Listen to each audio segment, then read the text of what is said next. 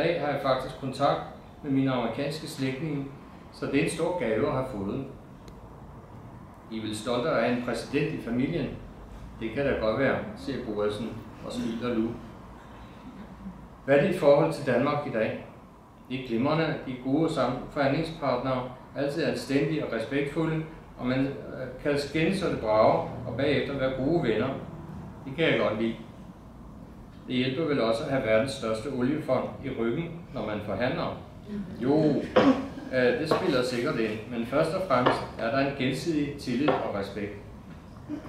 Oplever du, at kolonitiden nogle gange spiller med ved forhandlingsbordet? Det tror jeg ikke. Det har jeg aldrig tænkt over. Undskyld mig, men det er typisk et spørgsmål. Præsident Boasen ser lige på mig. Men spiller kolonitiden slet ikke nogen rolle i det moderne Grønland, spørger jeg med en begyndende frustration. Jo, bestemt. Det er jo en del af vores fælles historie på godt og ondt. Ingen bitterhed. Hvorfor skulle der være bitterhed? Grønland klarer sig jo godt. Grønland har en flot historie og smukke traditioner, som vi alle sammen er meget stolte af. Ingen racisme fra den side overhovedet. Ikke i min tid. Måske generationen før mig. Men det er ikke noget, jeg har hørt omtalt som et problem. Måske skulle du mødes med formanden for Forsoningskommissionen, siger jeg. Ja, jeg har allerede aftalt møde med ham. Tak for kaffen.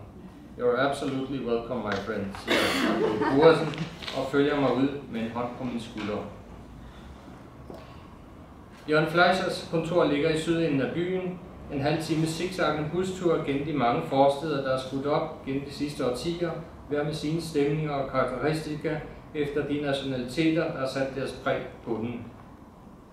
Der er mere end 20 nationale drabantbyer syd for Nuuk. En tysk, italiensk, amerikansk, indisk, kinesisk, og som også en norsk og en dansk. Grønlands hovedstad er den hovedstad i verden med den højeste procentdel af fremmede nationaliteter. 4 år i træk har byen vundet Verdensbankens pris som Multicultural City No. 1. Men nu til mødet med Fleischer, der foregår på dansk. Hr. Jørgen Fleischer, først bliver jeg nødt til at rose dig for, at du taler så godt dansk, og sige tak for, at dette interview kan foregå på dansk. Jamen, jeg er jo dansk. Er du ikke grønlandsk? Jo, men jeg er da også dansk. Min far er dansk. Jeg er opvokset i Herning i Danmark. Ja, så du er barn af et blandet ægteskab. Min mor er grønlandsk, ja, men blandet, det lyder ikke gammeldags. Ja, undskyld mig. Lidt kolonitidsagtigt måske. Så langt tilbage tror jeg ikke, man behøver at gå. Men lad os ikke tale om det. Jeg elsker at tale dansk.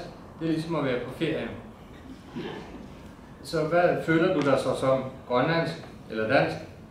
Ja, siger Fleischer og smiler. Men dit efternavn er jo traditionelt grønlandsk, eller snarere tysk, hvis man skal være helt korrekt. Ja, jeg tog navn efter min mor. Aha, så jeg aner måske et opgør med din danske side her, siger jeg, og aner langt om længe en snert af den fjendtlighed mod Danmark, som jeg kunne kigge efter. Overhovedet ikke. Min far og mor var ikke gift, da jeg blev født, og så kom jeg til at hedde Fleischer. Senere blev de gift. Så du føler ingen splittelse ved at være halvt af hver? Ja, jeg er ikke halv, jeg er helt. Jeg forstår, undskyld, jeg spurgte kun dumt. Jeg har nu talt med både Alka Hammond og Carlo Boasen, og begge anbefaler mig at tale med dig. Hvordan kan det være, tror du?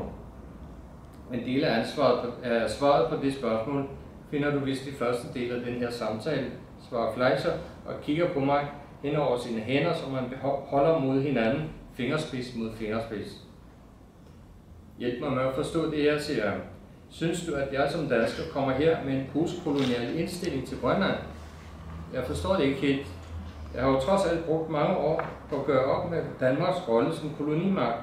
Jeg har studeret det, jeg har skrevet om det, al den skyld og skam, der ligger i vores rolle over for Grønland.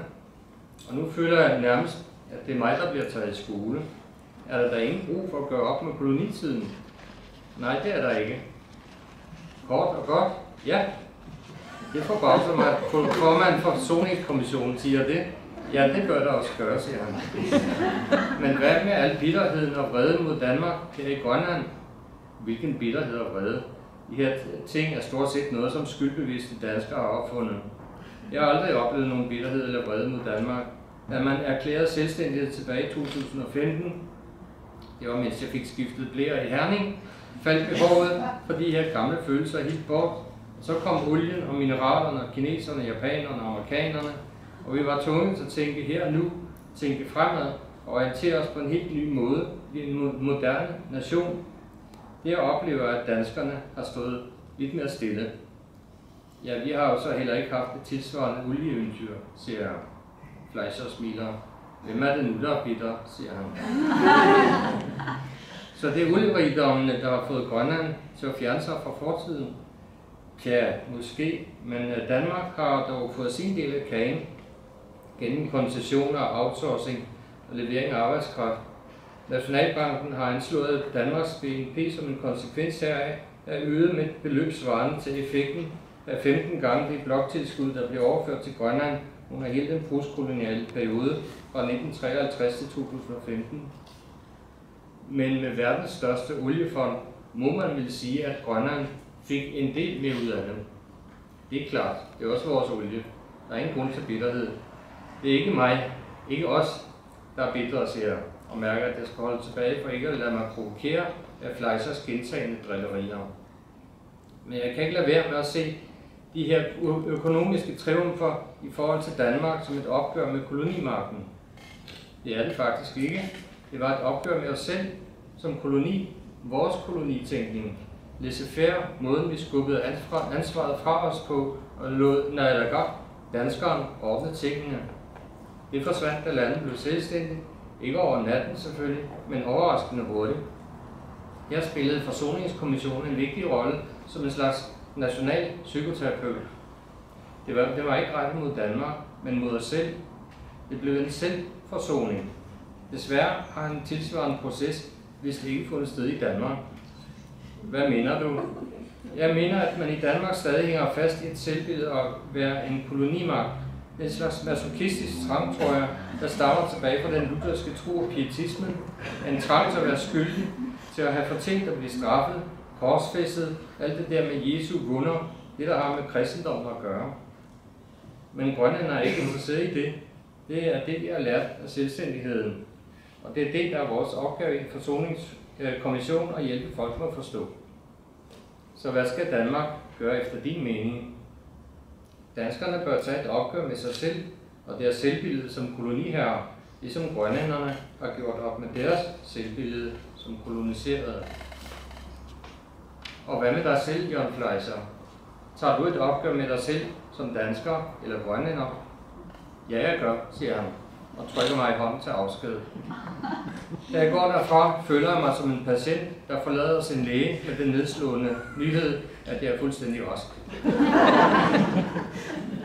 Jeg tager taxaen tilbage af den 80-spors motorvej til Agera, og da vognen drejer ind til kantstenen ved Terminal 3, hvor SAS indtægtningssluser findes, benytter jeg lejligheden til at få en sidste kommentar fra Grønland om dette mærkelige forsoningsbegreb.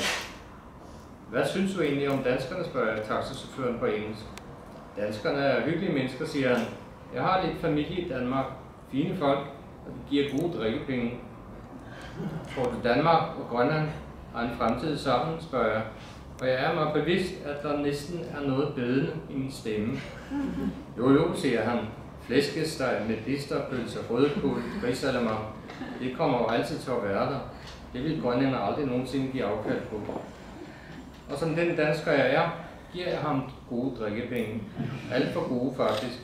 Og på vej ind i terminalen spekulerer jeg på, om det også er et udslag af mit postkoloniale sindelag.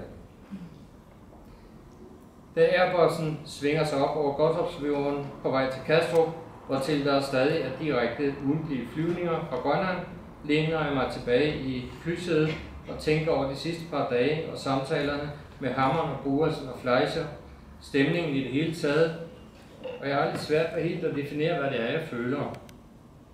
Måske er jeg lidt skuffet over, at der ikke er mere bitterhed og vrede, over at kolonitiden spiller så lille en rolle i grønlændernes bevidsthed.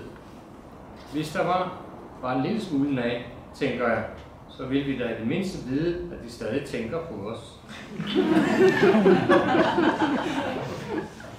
Jeg bestiller en cognac mere og rasler lidt rundt med isterningerne, og jeg kigger ned på Nordatlanten, hvor isterningerne er blevet færre og færre i dette århundrede, og så bliver jeg suget ned mod det centraleuropæiske kontinent og dets plumrede skydække. Og nu er jeg en lille smule fuld, må jeg indrømme, og mærker efter igen, og tænker, at det måske først og fremmest er lettelse, jeg føler efter mit besøg i Nuuk. Og måske skyldes det de sidste 7 bronzegyldne bobler med god cognac, som jeg har slynget i mig. Måske noget andet, men i hvert fald kan jeg mærke, at det smiler. Tak.